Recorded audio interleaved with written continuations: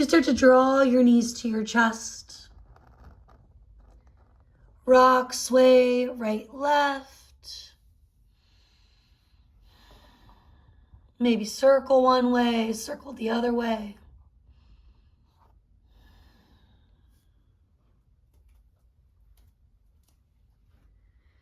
And then with the right knee in, you're going to send your left leg out, grounding through your shoulder blades.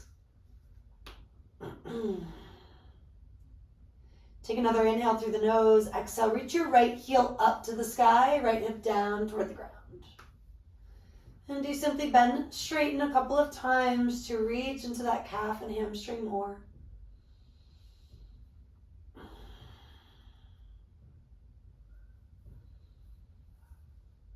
And then take an exhale or two where you ease your right thigh toward the right collarbone.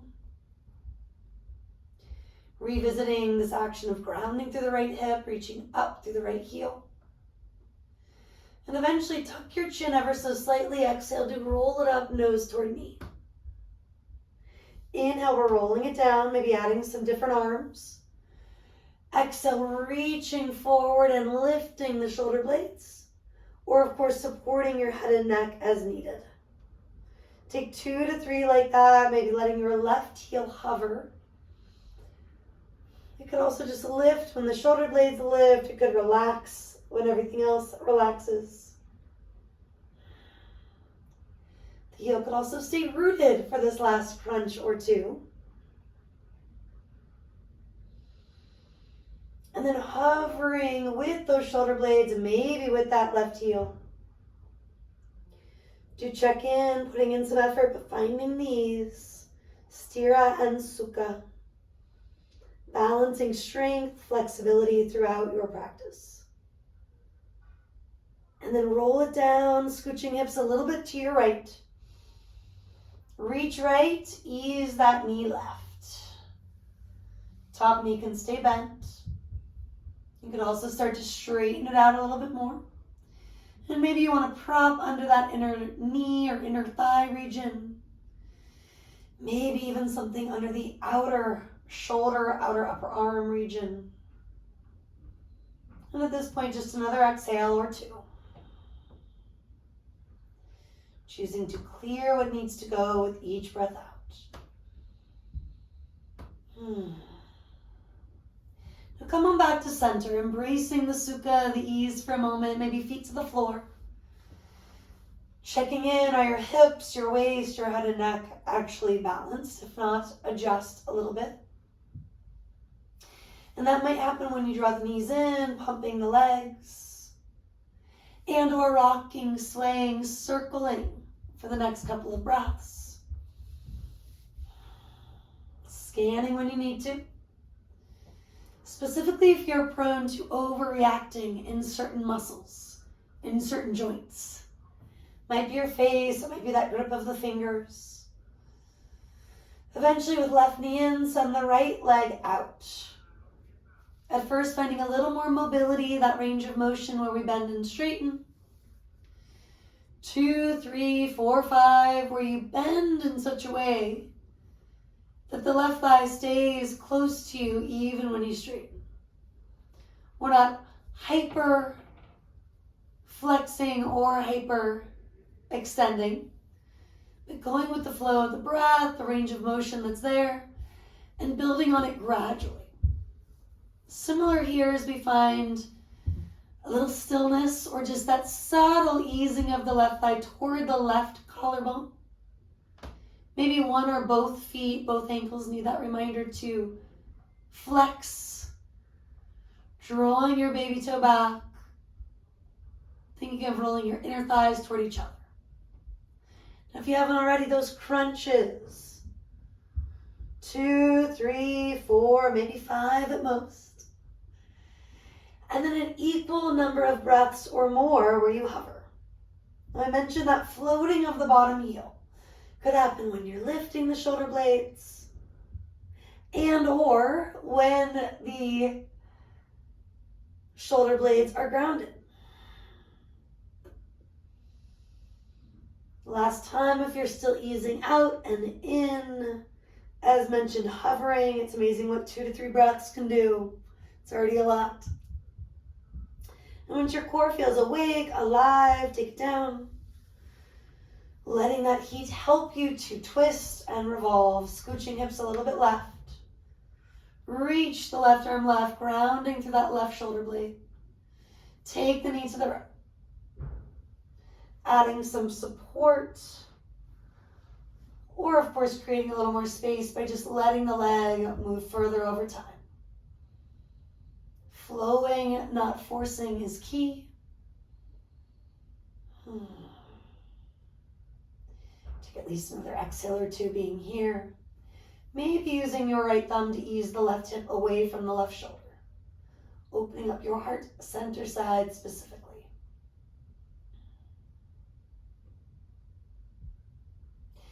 And then take it to neutral. Coming into Ananda Balasana. Blissed out baby, or more commonly referenced as happy baby. Right into a stretch where the backs of the shoulders, the back of the head are rooted. From there, let's start to reach out through the heels, more of a split Upavista Konasana. And maybe, just maybe, a rock of the head and neck once or twice, right, left. Forward and back. You could simply stretch, letting gravity assist in that. Or start to strengthen a little more. Hands can support the head and neck. Hands can move to the heart. Roll it up, chin toward chest, shoulder blades elevate. Inhale to roll it down. Exhale, rolling it up. Inhale, roll it down. 2, 3, 4 more just like that. And then again, 2, 3, 4, 5 breaths hovering. If the breath becomes shallow, it tends to be more. Or if you just want that challenge, stay a little while. Maybe reaching through, references Kali Mudra, left thumb over right, first fingers extended. Or are you straining, trying to soften and strengthen instead? Take another inhale or two if you're still lifted. That exhale or two, ease as you back down. Let your arms assist you in pressing feet, knees to each other. Maybe you're rocking and rolling, maybe you're taking it a bit easier. Rolling to one side, push it up. Come to Sukhasana. Adding a little extra throne. And it can be small, big, but make sure it complements this feeling of a tall, neutral spine. Brighten toes, shrug and release the shoulders if you haven't. And once you do that 2, 3 times, let's start to arch and round. Rock a little forward, create space. Rock a little back, broadening that space behind the heart. And again, take it forward. And slowly take it back. Maybe keep moving in and out. Maybe stay a while.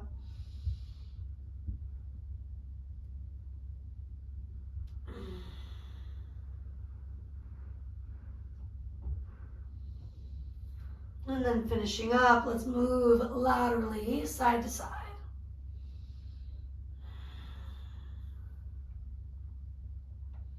And after a couple of these, consider circling, coming forward, gently arch. Take it back, gently round. Roughly a minute to finish up. Enjoying the movement. If that means, again, speeding it up, slowing it down, you do.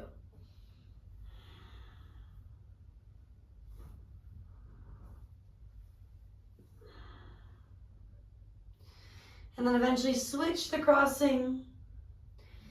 Maybe weaving in a shoulder roll or two. A cat-cow type movement or two. Or right into those rock sways that lead you into your Sufi grinds if you're wanting more of those circles.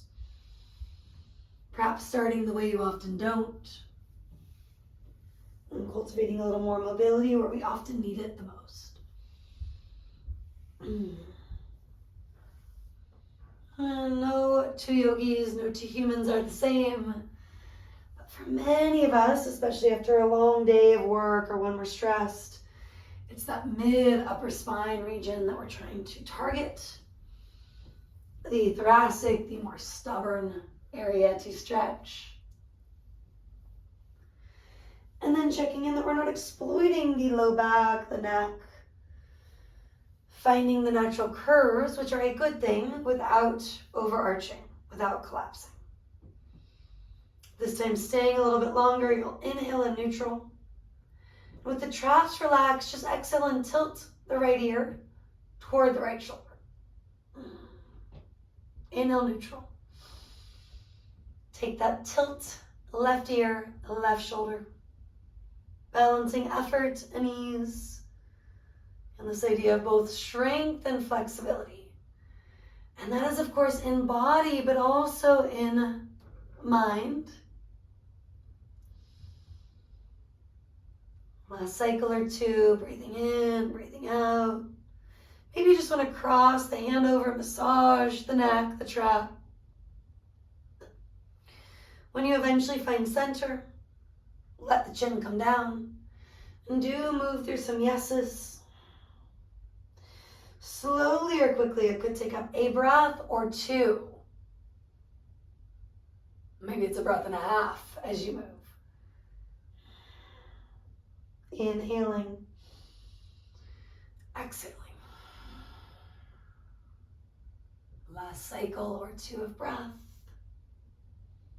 And maybe one or two yeses. And you may have guessed it, but when you're ready, head to neutral. I'm going to add a shoulder roll. You could always do two or one at a time. And then some nose. Often the more powerful of the two.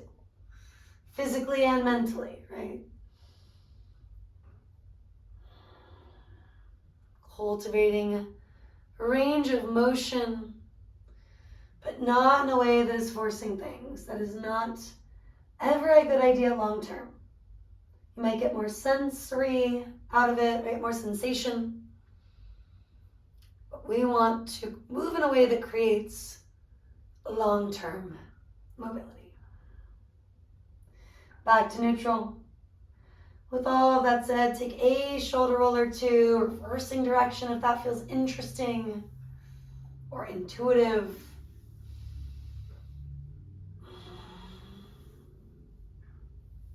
And then broaden across the collarbones, finding that happy medium. Breathing in, breathing out. Let's stretch the arms toward the sky. Brighten from the tips of the fingers to the tips of your toes. At least one more inhale at the top, joining palms, that exhale or two to bring hands to the heart. A prayer-inspired shape. Pushing your hands, your palms, or just your finger pads. One more big breath in, maybe a horse breath or just a sigh. Let it out. Come forward. Again, that could be about swinging legs around, moving slowly or pushing through. And once you're in an all four shape, do brighten hands, fingers. Turning hands out a little bit if when helpful. Draw the navel toward the spine. Exhale, lift your bum. And do take it toward down dog.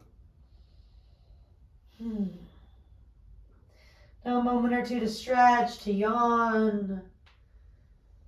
If your calves and hamstrings are sore, lots of stuff for that region for the next several breaths. If your brain is moving a little faster than feels good for your nervous system, let it get still or stiller. Through steadying the gaze, steadying your body. Maybe returning the mind like an anchor to a word, a short phrase. And then walk your hands back to your toes eventually. Talked about maybe massaging the shoulders. Now maybe massage your head and neck. Hands at that space where they meet. Using your thumbs, your hands to apply a little pressure. Maybe some baby circles at the base of the skull. You can also use your hands to pull yourself in. Reminder to relax the front ribs, the face itself. Specifically your jaw, your mind's eye. A horse breath might help. And then let's walk it out to down dog.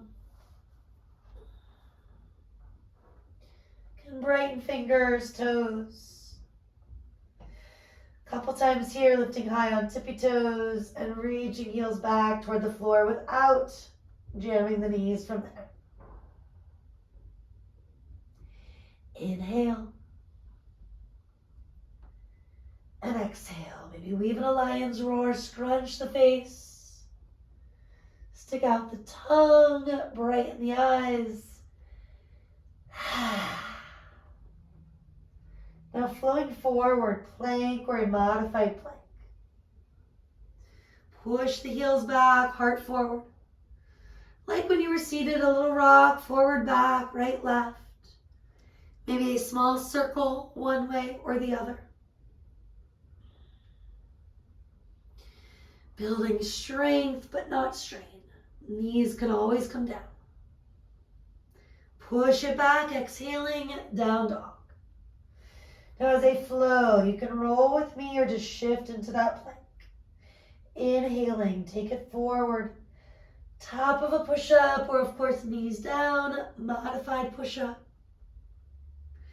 Exhale, springy knees, drive your booty up and back, let your head release at the last moment.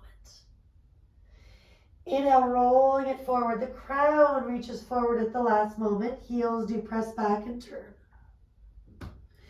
Exhaling, push the earth away, drive your hips to the sky. Down dog. One or two on your own, breathing in, breathing out.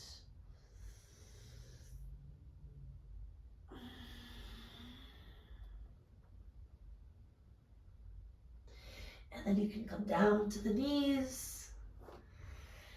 Resting, looking for some sukha, child's pose. Or somewhere in between, more of a puppy dog or sticking with down dog. Take another exhale or two on your own.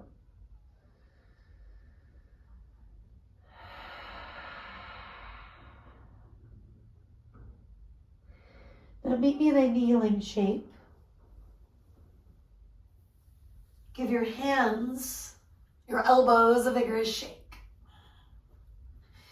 And you can take that up toward the sky. Maybe keep on shaking your way back down toward the ground. Hands toward the lower thighs, upper knees, shoulder roll. 2 if it just feels good. And then from there, interlace fingers. Push your hands forward. Plug your shoulders back, and next inhale, reach toward the sky. With the exhale, soften your face, your front ribs, find that connection from front to back. Now inhale, we bend. And exhale, we straighten. 2 or 3 more. Clearing what needs to go most.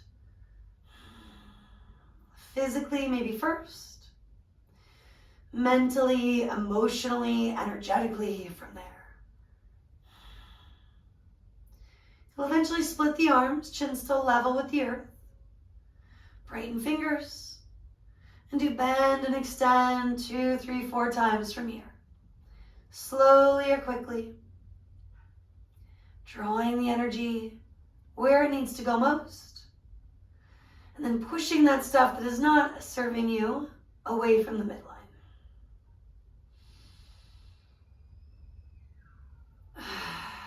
Flipping forearms up, maybe peeking, seeing that they are not staggering. There's a sense of balance, right, left, front, back. You can maybe see your hands with your peripheral vision, but just barely. And bend and straighten if you haven't. From here, another cycle or 2. If it is challenging in the knees, feet, or any part of the forearms, the wrists, you're almost there. Inhale first. Exhale to relax. Climb your way back to down dog. Maybe pedal your heels once, twice. Maybe sway the ankles, the hips, right, left, once, twice each way. Hanging where you need to hang. And then cruise on back, hands to feet. Give your head an extra moment to shake, wiggle. Yes, no, any sort of maybe-like feeling. And then you can roll your way up, flowing to stand. You can also bring hands to hips, lengthen to lift if you haven't. Shed a layer, again, physically, emotionally, maybe an actual sweatshirt, if like me, you finally warmed up. And then shaking the legs just a little bit, revisiting the sense of balance, right, left, forward, back. Rock and sway your way to Tadasana, a strong, steady mountain pose. Let's return the hands in that prayer-inspired shape. Weaving in whatever portion of an intention is resonating. A word, a phrase, an actual mantra. This quality of balancing effort, ease, building strength, but not at the expense of mobility, flexibility. Take one more inhale. Any exhale that's helpful in shedding stuff that needs to go. Eventually circle your arms, reach up. At first, just swan diving, take it down. Inhale, chest forward. Exhale, we fold. Inhale, now chest forward and up. Exhale, hands come down. Deep breath in, again, sweep the arms. A full breath out, take it all the way down. Inhale, chest out. Exhale, hinge at the hips, fold in. Inhale, lengthen, lift. Maybe look up. Exhale, reconnect, hands to prayer. A standing twist, revolved mountain. Inhale, reach. Taking it right, fingers bright, chest broad, letting the thoracic expand. Keep the space, you inhale, you reach. Exhale, again, twist. Inhale, reach. Lead with your heart, hinge at the hips to fold. Inhale, chest forward, shoulders melt back. Exhale, let that go. Grounding down, reaching up. Reconnecting, hands to the heart. Similar but different, inhale. Take it to your left from there. Back arm can circle or reach. Taking it right, fingers bright, feel the skin receiving prana, life force. Big inhale. And exhale. This time a little shake or wiggle. Walk it out to down dog. Brighten fingers. Maybe that need to brighten toes. Lifting high on the balls of the feet, look forward. Eventually, step, jump, catch some air. Inhale, find Ardha Uttanasana. Half lift or half fold. Eventually, let that go. Are your feet parallel? If not, adjust. Another moment to notice any habits, find the four corners. Grounding down, do take the next inhale or two to come up. And exhale or two to release. Hands past the heart by your hips. Fingers soft, the face is soft, chin falls toward the chest. And you could just be here, right? Maybe you've been moving and moving. You just need some time. Maybe you're ready to circle it out. Could be as few as 2 or 3 one way, 2 or 3 the other. Maybe you add that 4th, 5th circle, slowing things down or speeding it up according to the feedback. What are you feeling here?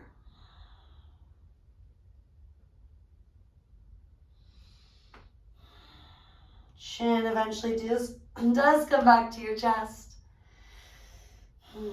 Maybe a sigh, cleansing exhale or 2. And that can be done with chin at the chest as well as when you elevate your chin level with the floor. Maybe shrug, release what is intuitive for you. Slipping one hand to your heart, one to your belly, and observe. Being in the state of Svadhyaya for a few breaths. Maybe you need a few minutes. Allowing us to get clearer on this very delicate idea of Sthira Sukham Asana. Effort ease, strength meets flexibility, not going so far that we feel burnt out or overwhelmed when possible. It is not always as easy as that. One more breath. Flutter the eyes open if they're closed. A steady gaze or drishti, that does not mean hardening the face, staring, definitely no tension in the jaw, no grinding of the teeth. Come to your right foot. Pick up your left foot. And note, tree can be as low as foot to inner ankle. You can go to that next modification, foot to inner upper calf. Or as high as inner upper thigh. Pushing the foot to the leg to the foot. Mutual relationship. And very minimal stretching going on, much more of a strengthener. Letting those little muscles around the joints tone. And a lot of the flexibility is in the brain. If you are wobbling, can you be patient? Maybe even bring in your sense of humor. All of a sudden the sun is right in my eyes. So looking towards something else. If you're looking at me, right, maybe don't. And if you want the wall, you feel like you need the wall, rebuilding it for these last few breaths with branches or not. Something like Gyan Mudra, thumbs, first finger sealed. And or Anjali Mudra, Kali Mudra. And then rewinding, maybe the knee comes forward and or the heel moves forward. Another breath, 2, kind of lifting the back ribs, softening the front. And if you didn't, let it go. I stepped down, so it was easy to stay longer. Well, shake, shimmy. If you weren't looking toward me, great. Again, a lesson in why, even if someone looks stable at first, they might not be, right? So checking in. Not judging that book by its cover, if you will, from Tadasana, Vrikshasana. So as low as starting, heel to ankle, right? If it's been one of those days, weeks, whatever it is, do you. Hiking it up, maybe inner thigh, or opting to go in that middle modification. There is a sense in whatever variation of this mutual relationship from front to back, right to left. Can you ground through your standing foot and rebound, root and rise through the crown? Maybe through those mentioned branches that took me a while on side 1. For now, the balance is there, but who knows, right? Part of this work as a yogi, can I stay with what is? Not with what I want to happen, but with what is happening. And that might make more space for what we can control.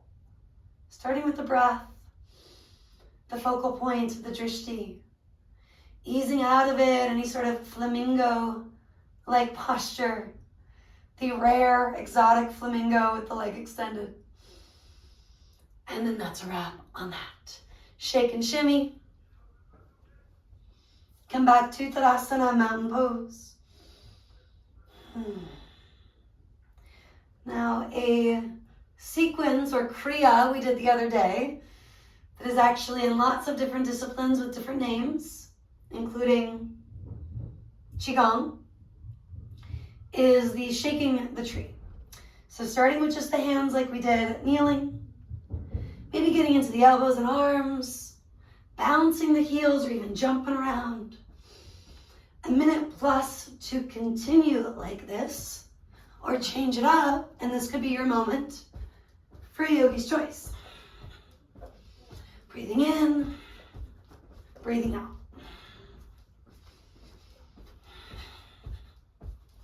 Very different than the traditional yoga tree. Allowing the dead stuff to go. Maybe coming back to a simple thought, phrase, mantra. Any additional movement before you get still. And a nice opportunity to return the hands to those energy centers. Feeling the shifts from your practice. Rock, sway, and then do allow for what as human beings is almost statue-like. But in reality, there's this consistent flow of prana, life force, and maybe even inviting in the concept of a pranavayu, sending the breath, sending energy, the good stuff where you need it most. And while it's not as easy as simply exhaling it out, letting that be a vehicle to put down what is not serving you, to choose to release a grip, so to speak, on what is probably not in your control anyway. One more big inhale and a complete exhale.